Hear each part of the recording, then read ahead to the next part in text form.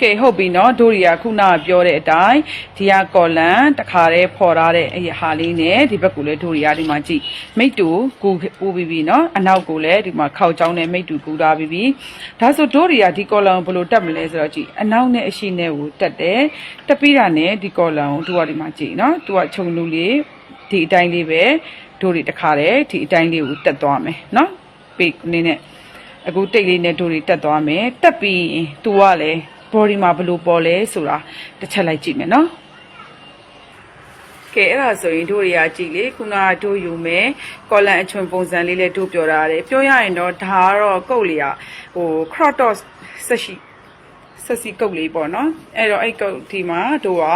ရင်ကန်တစ်ခုလေးနဲ့တို့ကဝေ့ရမှာပေါ့နော်ကဲဟုတ်ပြီနောက်ဒီဇိုင်းတစ်ခုလေးကလည်းဘလို့လောင်လဲဆိုတော့တစ်ချက်ကြည့်မယ်နော်ကဲအဲ့ဒါဆိုရင်တို့တွေကဒီမှာပုံမှာပြထားတဲ့အတိုင်းနော် cross toss ဆက်စီ cross toss တွေပေါ့နော်ဒီပုံစံအတိုင်းလေးရသွားပြီနော်လိုက်ချုပ်ကြည့်နော်ဒါတော့ရင်ကန်တစ်ခုလေးနဲ့ထုတ်ဝင်မှရမယ်နော်